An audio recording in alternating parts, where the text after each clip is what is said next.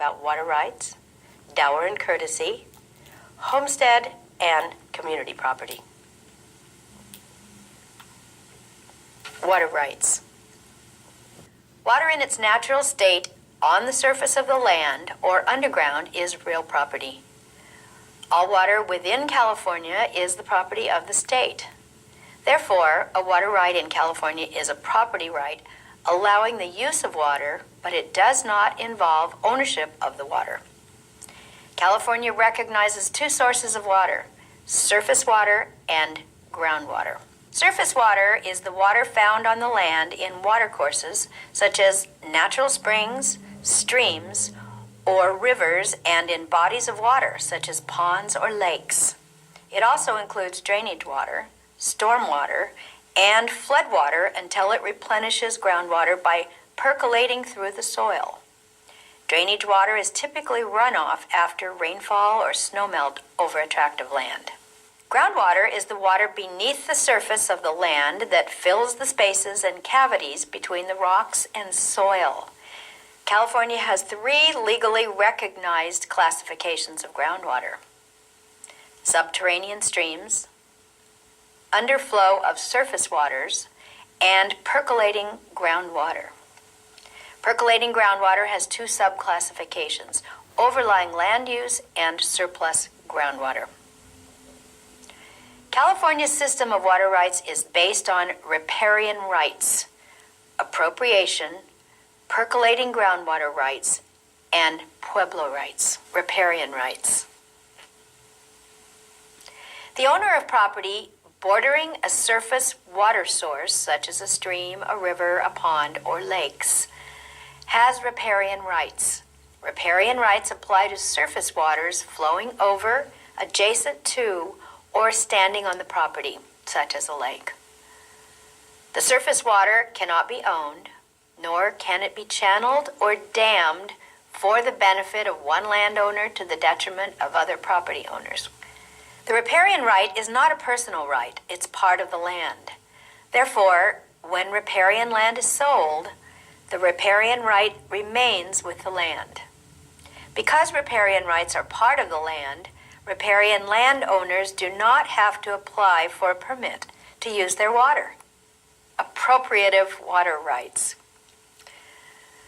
An appropriative water right is the right to take riparian surface water for a beneficial use on non-adjacent property. California policy is that the use of water for domestic purposes is the highest use of water, and that the next highest use is for irrigation. Other beneficial uses include fire protection, mining, watering stock, sprinkling to protect crops from heat or frost damage, recreation, industrial, wildlife protection, and power generation. Since 1914, an appropriative water right can only be obtained through application to the State of California Water Resource Control Board. In California, any legal entity, individuals, trusts, corporations, agencies, can hold appropriative water rights. Appropriative water rights are considered real property.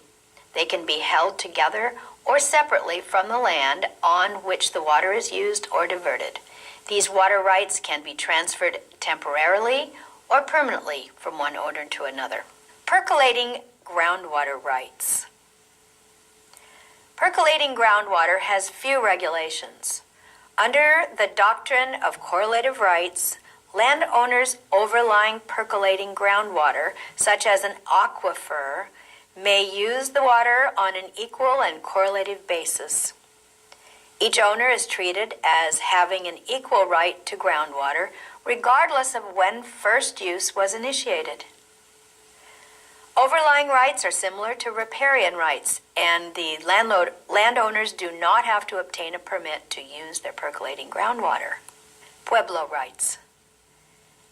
California recognizes pueblo rights, which are derived from Spanish law. If you recall, pueblos were the part of the original settlements, giving pueblos the right to claim surface water and groundwater under the town.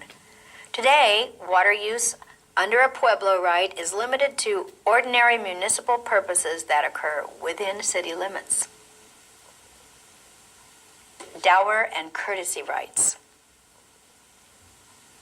The common law concept, dower and courtesy, deals with the inheritance of the husband and wife from each other.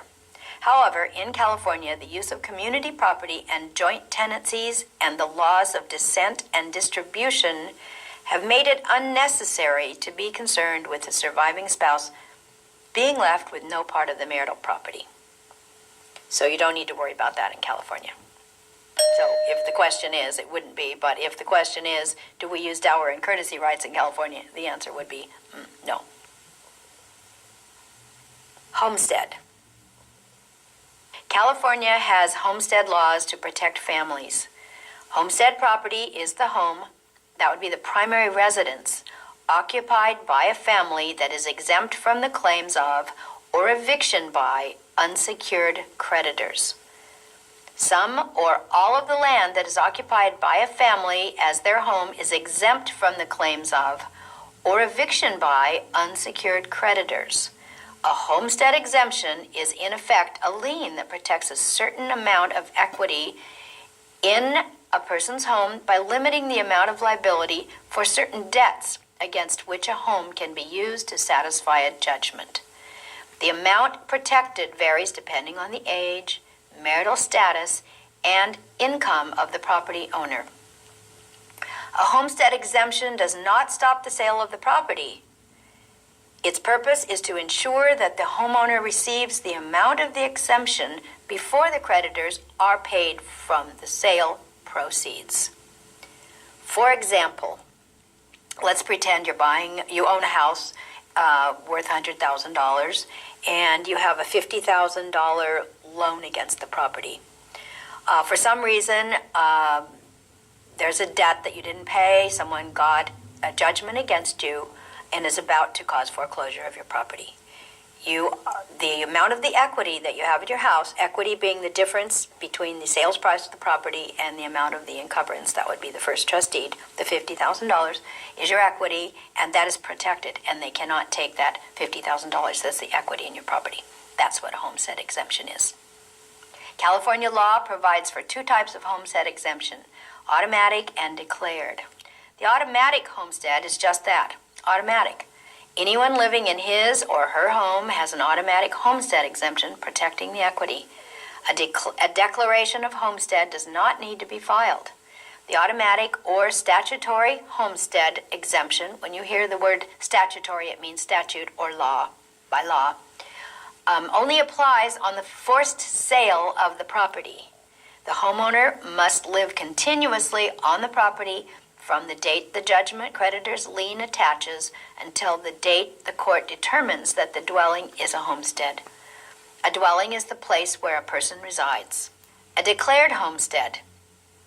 A declared homestead is the dwelling described in a homestead declaration. A declaration of homestead is a recorded notice a property owner files to protect the equity in his or her real property. The declaration of homestead only protects real estate dwellings, not dwellings that are personal property, such as mobile homes on leased land, houseboats, or other waterborne vessels. Requirements for a declaration of homestead. Name of the declared homestead owner, description of the declared homestead, and a statement that the declared homestead is the principal dwelling of the declared homestead owner. The declaration of homestead must be signed, acknowledged, and recorded to take effect. Once the declaration of homestead is recorded, the property becomes a homestead. A homestead can be terminated by recording a notice of abandonment, by conveying the property, or through an execution and forced sale. An owner must file an abandonment of homestead form in order to obtain a homestead on a new property. If the owner moves from the homesteaded property and does not wish to file a new declaration of homestead, the original homestead remains valid. Sale of the property automatically causes the homestead to terminate. However, neither death of the homesteader nor destruction of the property terminates the homestead. Community property.